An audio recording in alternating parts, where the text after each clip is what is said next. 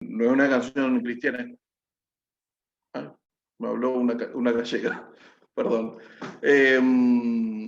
Bien, no sé si vieron la película Nace una estrella, que se hizo además conocida porque había ganado no sé si el Oscar de Oro o qué ganó, pero bueno, algún Oscar ganó. Y bueno, vamos a escuchar esta canción, a ver si puedo. Y ahora sí, si me podés poner el video como destacado, Tati.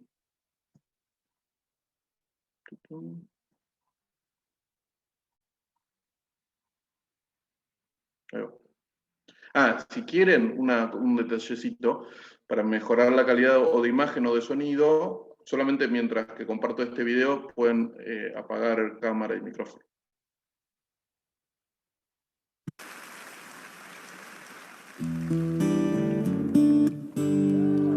Oh.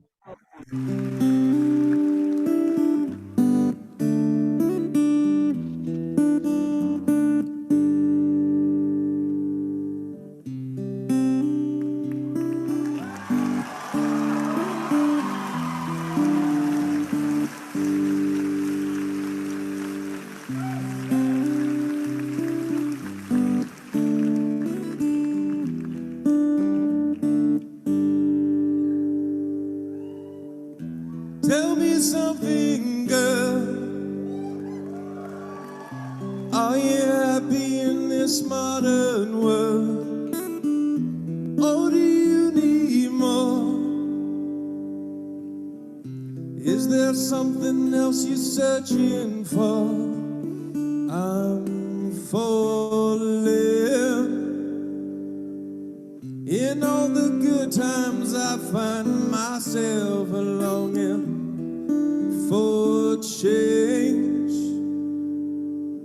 and in the bad times I fear myself.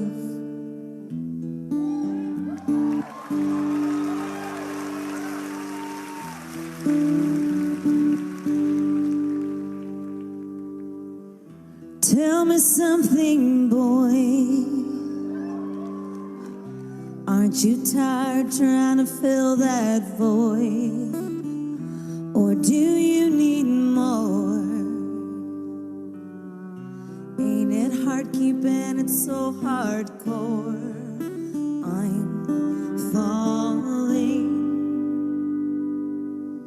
In all the good times I find myself longing for change, and in the bad times I fear myself. I'm off the deep end, watch as I dive in. I'll never leave the ground. Crash through the surface where they can't hurt us. We'll fall from the shallow now. In the shallow, shallow. In the shallow, shallow. In the shallow, shallow. We're far from the shallow now. Oh, oh, oh,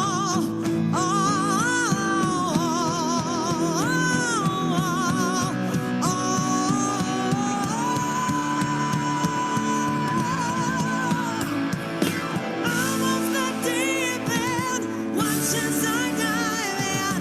I'll never leave the ground. Crash through the surface, they can't hurt us. We're far from the shallow now. In the shallow, shallow. In the shallow, shallow. In the shallow, shallow. We're far from the shallow now.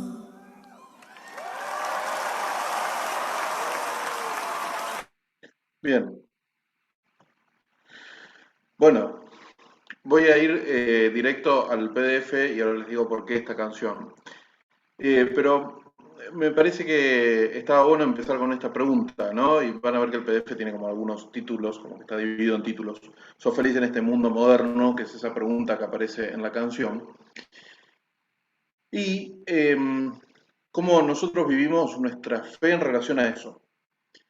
La primera es la cita en realidad de un cantante norteamericano que no tiene nada que ver con el resto de las citas, pero me parecía que estaba bueno porque sí puede tener mucho que ver con a lo mejor cómo muchos de nosotros vivimos nuestra fe o compartimos nuestra fe o aprendimos nuestra fe. Algo que me empezó a pasar compartiendo esto de teología del cuerpo es gente que siempre me decía esto. No puede ser que nunca nadie me haya dicho esto. No puede ser que nunca nadie me haya compartido esto. Bueno, fíjense lo que dice este cantante, ¿no? La vida es la primera cita del PDF. La vida me ha enseñado dos cosas. Una es que Dios te ama y vas a arder en el infierno. La otra es que el sexo es lo más horrible y sucio del mundo y debes guardarlo para la persona que amas. A lo mejor muchos de nosotros tuvimos como la experiencia de vivir la fe, ¿no? De vivir la fe así, digo, ¿no? O de aprender la fe así. Dios te ama, pero ojo con lo que haces, porque si no vas a arder en el infierno para toda la eternidad. Y rechazando todo lo que tenga que ver con lo material y con el cuerpo y con el deseo humano. Eh, por eso, la teología del cuerpo y en realidad la fe cristiana, la teología del cuerpo es lo que en realidad nos permite como ver la fe cristiana para el ser humano del siglo XXI, no es más que eso, pero en realidad la fe cristiana es la respuesta a esa canción. ¿Sos feliz en este mundo moderno? ¿No estás cansado tratando de llenar ese vacío o buscas algo más? ¿No? Decía, hasta en los mejores momentos estoy deseando un cambio. La fe cristiana en realidad se trata de despertar ese deseo y esa búsqueda y anhelo de felicidad profundamente humanos. Por eso les decía, esta canción no es cristiana en el sentido que estamos acostumbrados, pero es profundamente humana y por eso profundamente cristiana. Fíjense la segunda, lo que dice Benedicto, ¿no? Bueno, en realidad acá en el PDF, lo que está entre comillas, la mayor parte sí son citas de algunas cosas y otras, lo que no está entre comillas, más bien suele ser como por ahí achico algo de texto para que no se haga tan grande y no citar páginas enteras, digamos, pero la mayoría son citas directas. La primera vez que Jesucristo nos habla en el Evangelio de Juan no es para decirnos esa experiencia de fe que muchos de nosotros tenemos, no es para decirnos Dios te ama, pero si no seguís todas estas reglas te vas a hacer el infierno. La primera vez que Jesucristo habla al ser humano en el Evangelio de Juan es para hacernos una pregunta. ¿Qué querés? ¿No? Juan 1:38. ¿O qué buscás? ¿O qué anhelás? Desde lo profundo del corazón, ¿no? Y eso se trata la fe, de despertar el deseo y la búsqueda humana, el deseo y la búsqueda de amor, de felicidad, de plenitud. De hecho, pero esto no es nuevo ni revolucionario de San Juan Pablo II, desde San Agustín. Toda la vida del buen cristiano, dice San Agustín, toda la vida del buen cristiano no es seguir las reglas y rechazar todo lo que tenga que ver con el cuerpo y la búsqueda y el deseo, sino toda la vida del buen cristiano es un santo anhelo. Esa es nuestra vida, dice San Agustín. Ser educados por el anhelo, ser educados por el deseo. De hecho, San Agustín habla de la fe, a lo mejor creo que lo puse más abajo esto, pero habla de la fe como un gimnasio del deseo. Así de importante es para nuestra fe el deseo, el anhelo cristiano. Y a ese deseo, a esa búsqueda, a ese anhelo, ya desde los griegos, pero mucho más también la fe cristiana, le pone un nombre bien concreto a esa búsqueda, que es el eros, ¿no? De la palabra eros viene la palabra erótico. Y acuérdense de esa primera cita que les compartía, ¿no? Cuando por ahí escuchamos estas cosas como relacionadas a la fe, como que nos hace ruido, como que son cosas que no van juntas, o son cosas que están peleadas, todo lo que tenga que ver con lo erótico y con la fe cristiana. pero en realidad, fíjense, a ver, lo que dice Benedicto, ¿no? En la siguiente, la cita 5. Cuando vamos hacia las profundidades del eros, de ese amor erótico, este nos lleva a encontrarnos ante el misterio que encierra toda la existencia. Ya en eso dice un montón. El amor erótico no es a lo que estamos como acostumbrados, o a lo que vende la publicidad, o a lo que por ahí tenemos en la cabeza. El amor erótico nos lleva a encontrarnos ante el misterio de toda la existencia humana. Ayer vino una chica a la parroquia que está en el grupo de jóvenes, tiene 18 años, me dice, estábamos hablando había juntado con amigas de ella, dice, todas tenemos como la sensación de que estamos como existiendo nomás. Como que en este tiempo, en la pandemia y demás, estamos como existiendo. Como que perdimos esto, el misterio profundo de la vida, el sentido del vivir. Bueno, el eros es lo que despierta ese anhelo, esa búsqueda, ese deseo. Se convierte en una peregrinación hacia el auténtico autodescubrimiento, el descubrimiento de Dios. El deseo erótico nos lleva al descubrimiento de quién soy yo, pero también al descubrimiento de Dios. Eros es el deseo en nosotros que busca a Dios. Es la pasión, el amor por buscar el sentido de la existencia y el sentido de Dios, ¿no? Y es lo que nos lleva, lo dice Benedicto XVI, ¿no? Nos lleva a la búsqueda de la bienaventuranza, o sea, de la suprema dicha, de la suprema felicidad que anhela todo nuestro ser. Fíjense qué mal que por ahí tenemos como la experiencia de fe, que creemos que todo ese mundo del eros, que existe para todo eso, dice Benedicto, está como reñido, peleado con la fe.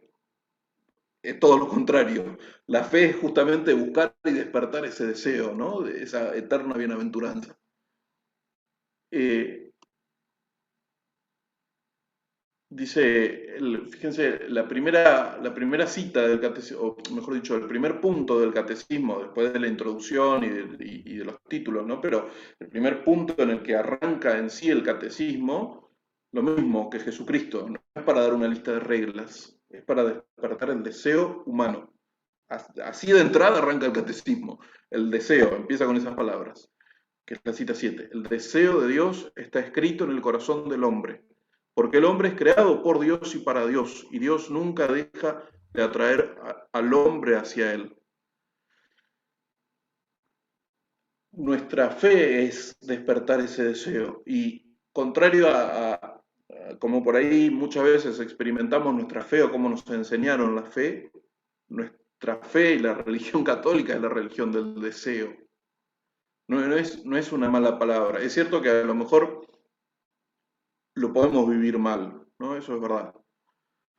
Pero es esa fuerza interna que todos tenemos, esa búsqueda interna que todos tenemos, ¿quién la creó, digamos?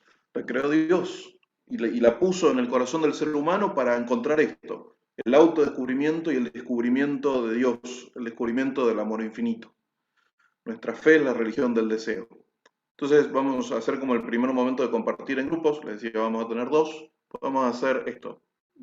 Este primer momento breve, a lo mejor podemos hacer, ¿cuántos somos?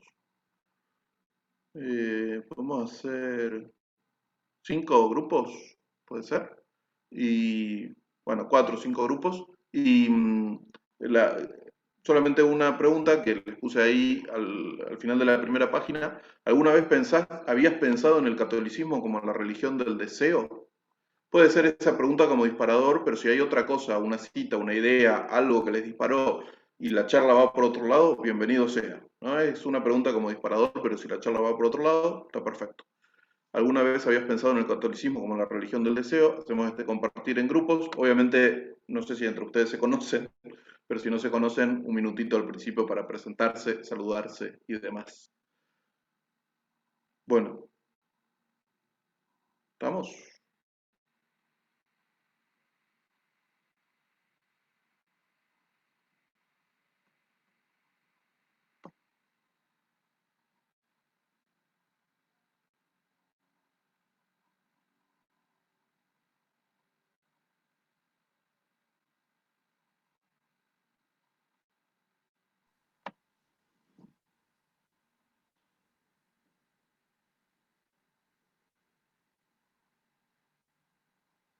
para la plenitud del amor, me distrae la gallega. Para la plenitud del amor, pero es cierto que a lo mejor todas nuestras experiencias de relaciones en el sentido amplio, no son así, ¿no? O sea, relaciones, digo, no solamente en un noviazgo, en un matrimonio, sino de amistades o relaciones, qué sé yo, de compartir una pastoral, un movimiento dentro de la iglesia. eh, y fíjense, me parece interesante esta como distinción que hace San Juan Pablo II. Él no opone al amor el odio. Él opone al amor el usar al otro, ¿no? Dice, usar a una persona es contrario a la naturaleza misma del amor. Y a lo mejor todos nosotros tenemos como esta experiencia de habernos sentido como usados, ¿no? Y pienso como, yo concreto en el ambiente de una parroquia o de un movimiento, cuando le pedís algo a otra persona y que en realidad a lo mejor no te importa tanto la otra persona, sino que necesitas como conseguir un objetivo, necesitas algo, entonces necesitas algo de la otra persona y entonces rápido hay que solucionar algo y no estamos como viendo a la otra persona, ¿no? Como persona. Por eso dice mucho más, digo, en nuestras historias o familiares o de pareja o lo que fuese. Eh, entonces, estas son las citas, por ejemplo, las 9, la que les decía, que cuando no están entre comillas, en realidad como que reduzco, resumo mucho texto para que no se haga largo, pero Juan Pablo II con otras palabras lo expresa, ¿no?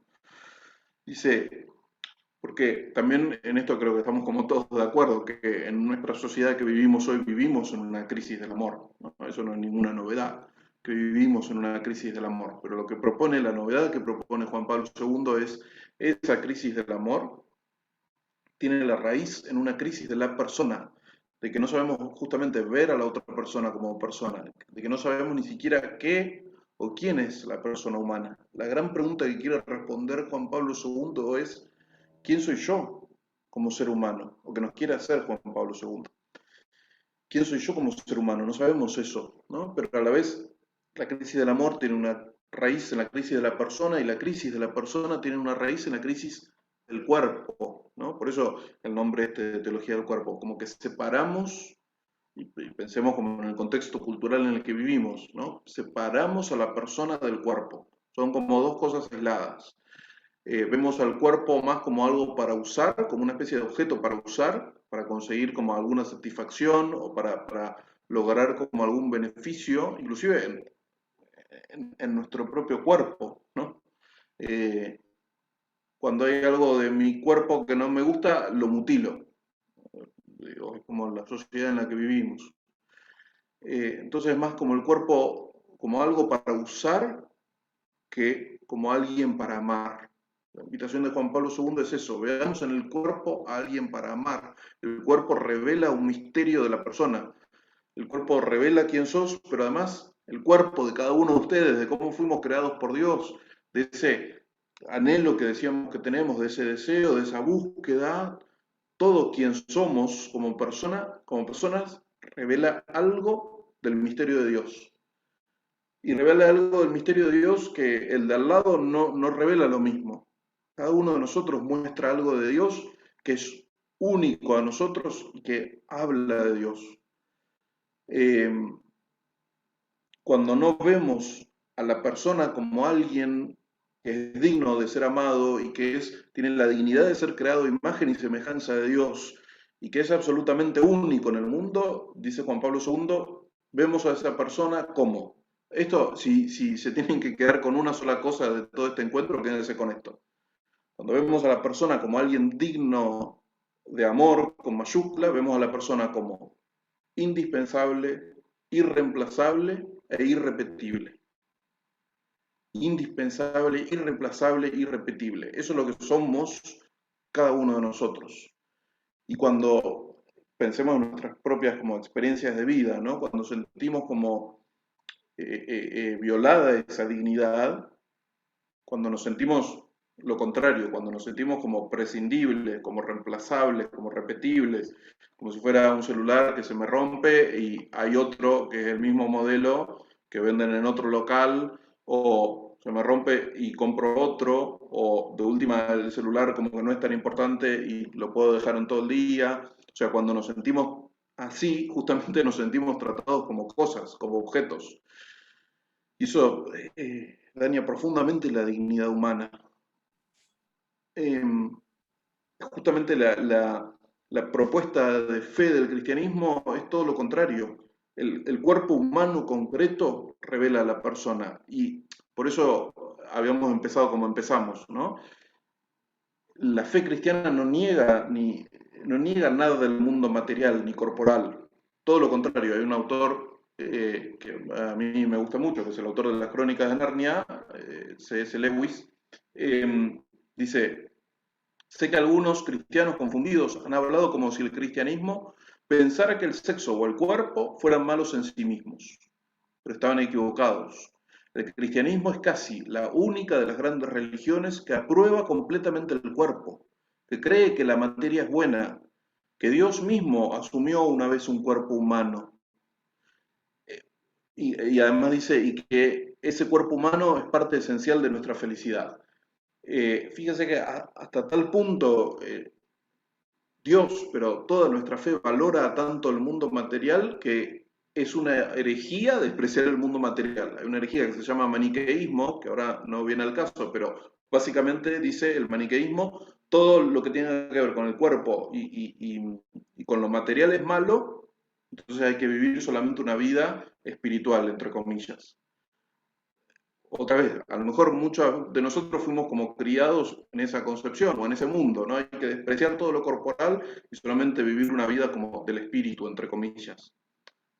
Si entendemos una vida del espíritu en el sentido de una vida en el Espíritu Santo, por supuesto que eso sí es nuestra fe, pero si por vida del espíritu entendemos que hay que rechazar todo lo otro, esa no es nuestra fe. Eh, Voy a ver. Bueno, esta cita la salteo, pero les voy a mostrar un video. Así como hicimos Lección Divina o hicimos recién Música Divina, Músico Divina, vamos a hacer Cine Divina.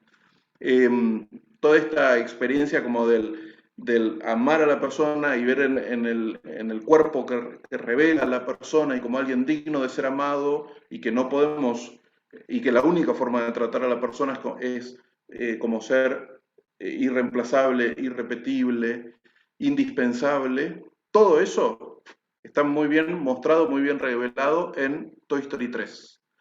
Si se acuerdan en la película aparece el Lotso, que es el oso, el malo, el oso de peluche, y Lotso es como el capo como de un hogar de niños, o un hogar de día para niños, algo así, o de una guardería. Bueno, algo por el estilo, ahora no me acuerdo bien.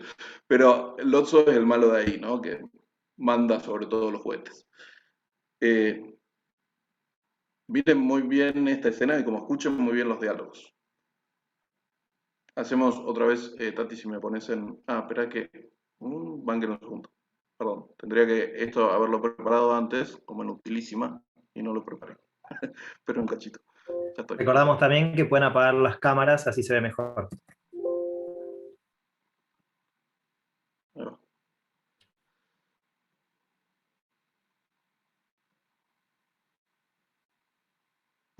Daisy.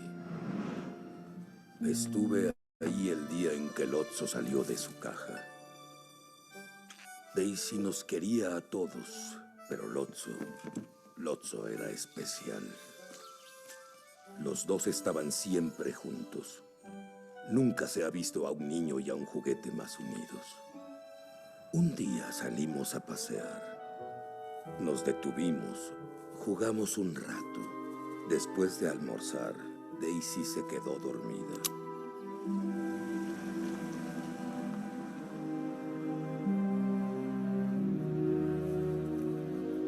Jamás regresó.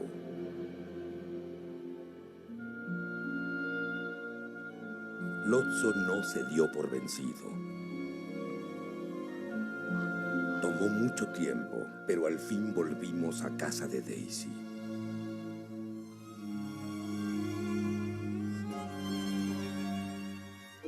Para entonces era demasiado tarde.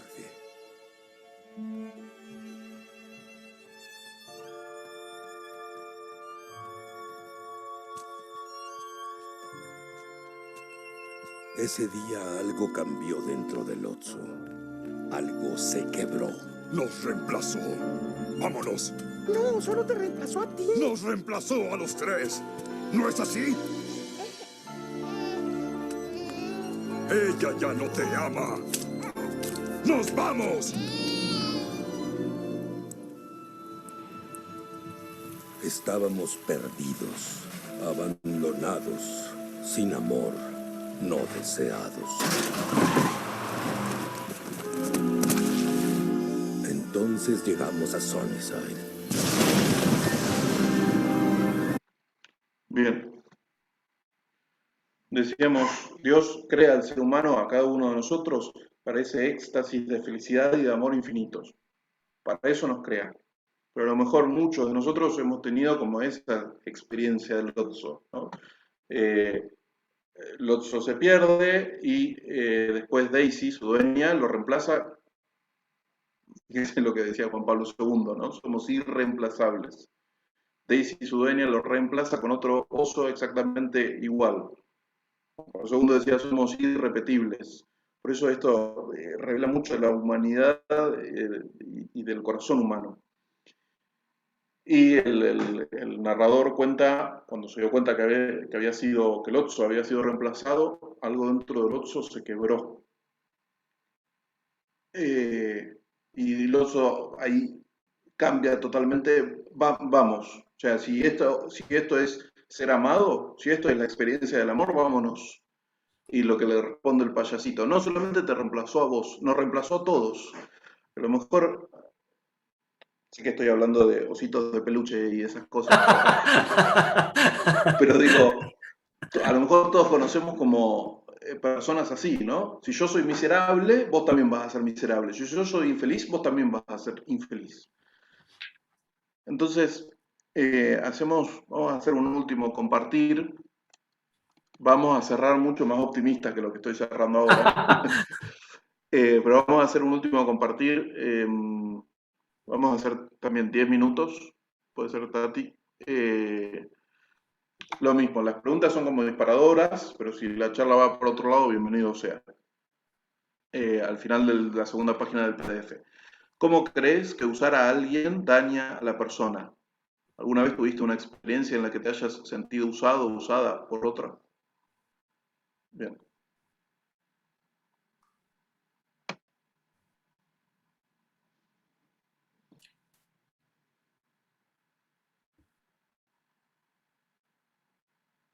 Recordamos que nos estamos yendo a los grupos, así que hay que aceptar. Ahí va. Estamos. Bueno, muy bien.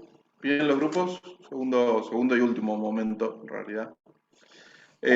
Bueno, silenciamos micrófonos. Bien.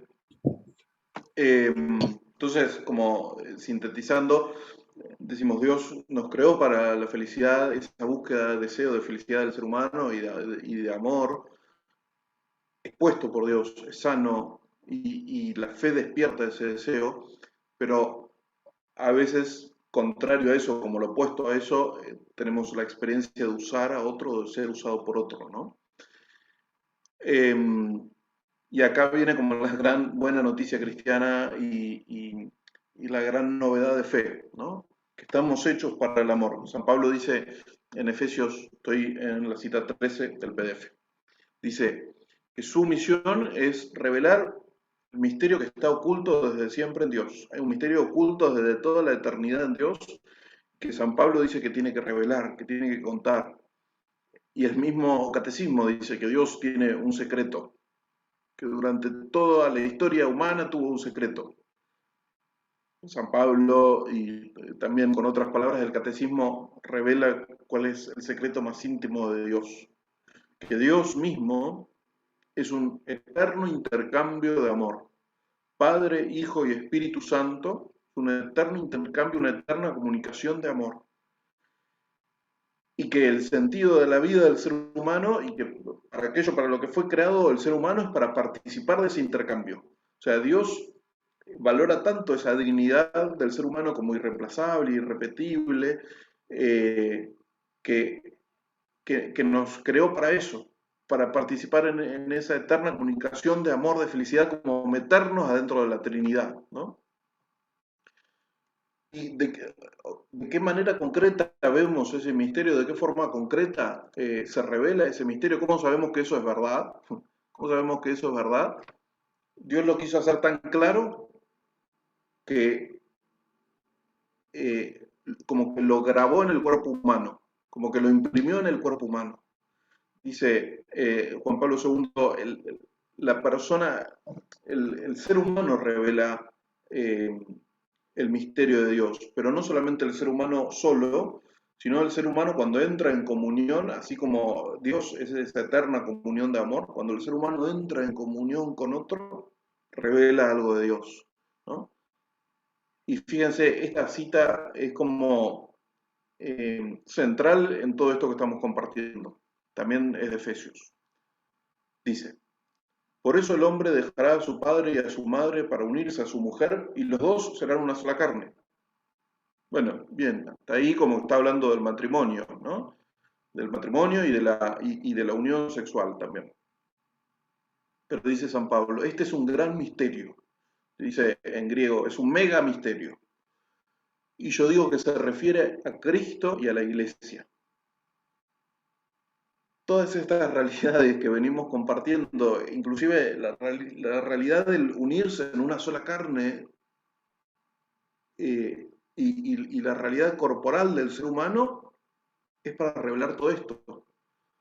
La unión del ser humano, la unión del varón y de la mujer se refieren a Cristo y a la Iglesia. La unión del matrimonio revela, apunta hacia Cristo, a la unión de Cristo y de la Iglesia.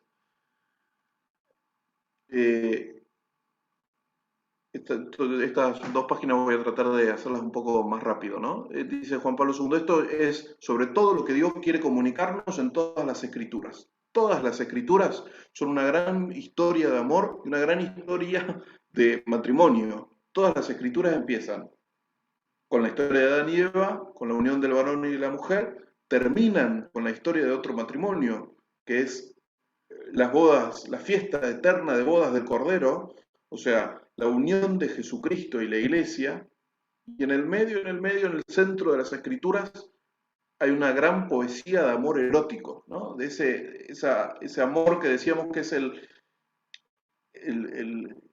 amor que nos impulsa a despertar ese deseo de unión, ¿no? A despertar ese deseo de felicidad del ser humano.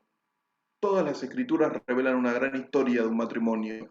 Y la historia de Adán y Eva, la historia, como decía San Pablo, de la unión del varón y de la mujer, revelan la historia de la unión de todos nosotros como iglesia, como esposa de Jesucristo, con el esposo que es Jesucristo.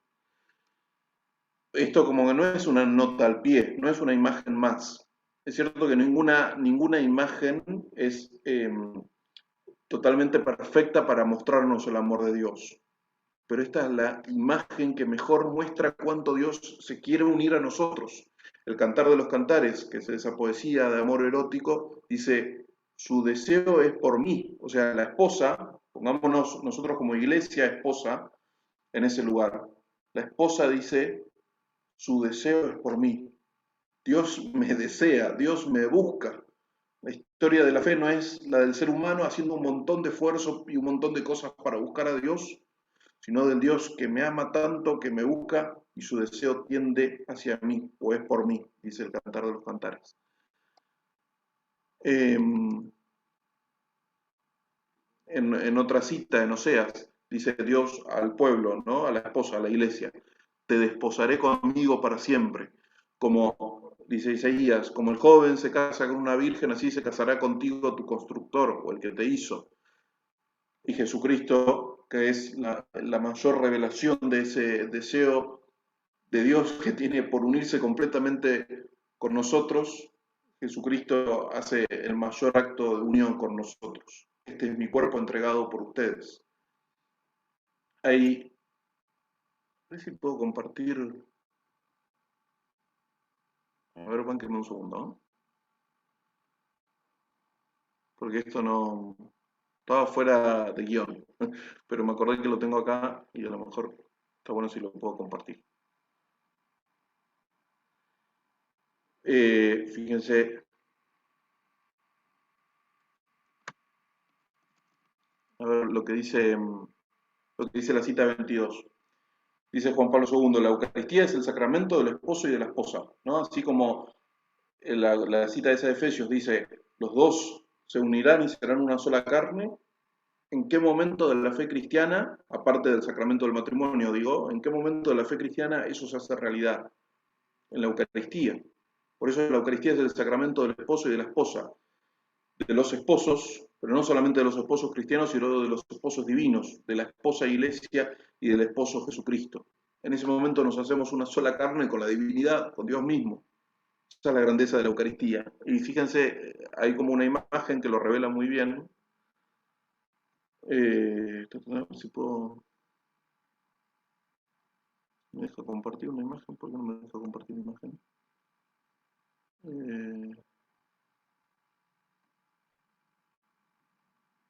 Quiero compartir una foto, pero no sé por qué no me deja compartir una foto. Como que no me aparecen las cosas para compartir. A ver, si no les comparto parte de pantalla.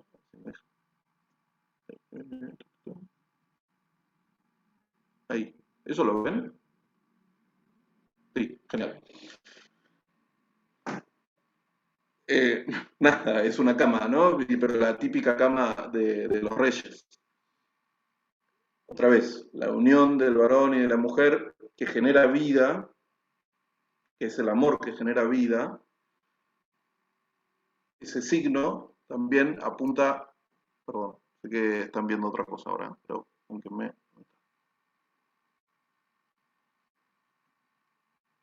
Ay, Dios.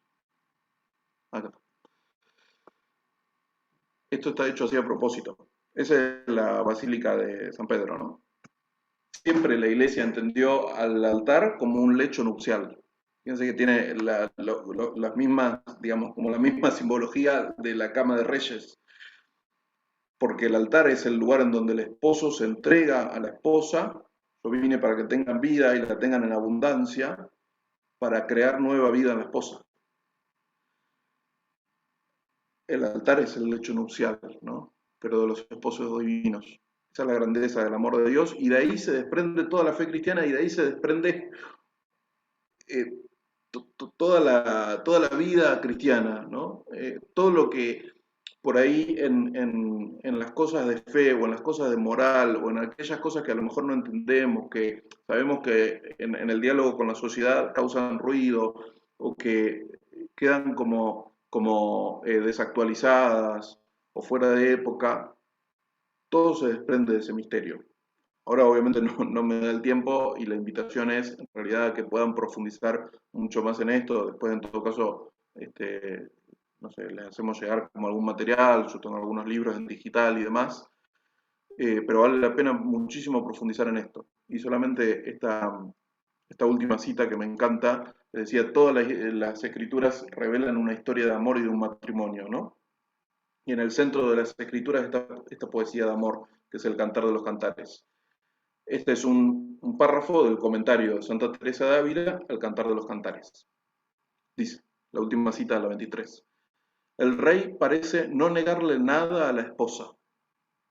Bien, entonces déjala beber todo lo que quiera y emborracharse con todos estos vinos en la bodega de Dios. Que disfrute de estas alegrías, que se maraville de estas grandes cosas y que no tema perder la vida bebiendo mucho más de lo que su naturaleza débil le permite hacer. Eso es la Eucaristía, eso es el vino consagrado. La naturaleza de Dios, esa naturaleza de la eterna comunicación de amor y de la eterna felicidad, que es mucho más que nuestra naturaleza débil, ¿no? Déjala morir al fin en este paraíso de delicias, bendita muerte que así le hace vivir. Hacemos una oración para cerrar y después hago un anuncio parroquial, una invitación. En el nombre del Padre, del Hijo y del Espíritu Santo. Amén. Señor Jesús, te damos gracias nuevamente por este compartir, que todo lo que vivamos, pensemos, todo sea para gloria tuya y para que tu eterno amor y tu eterna felicidad puedan hacerse carne en nosotros. Cada vez que nos acerquemos a los sacramentos, que cuando vivamos el sacramento de nuestras vocaciones, en nuestra vida particular, se pueda hacer más grande ese misterio esponsal en nosotros. Que podamos vivir como iglesia, esposa de Jesucristo, el esposo divino. Pidamos todo esto por intercesión de la Virgen María, esposa del Espíritu Santo y símbolo también de la Iglesia. Dios te salve María, llena eres de gracia, el Señor es contigo. Bendita tú eres entre todas las mujeres y bendito es el fruto de tu vientre Jesús. Santa María, Madre de Dios, ruega por nosotros pecadores, ahora y en la hora de nuestra muerte. Amén. Nuestra Señora de Luján, ruega por nosotros. Os bendiga Dios Todopoderoso, en el nombre del Padre, del Hijo y del Espíritu Santo. Amén.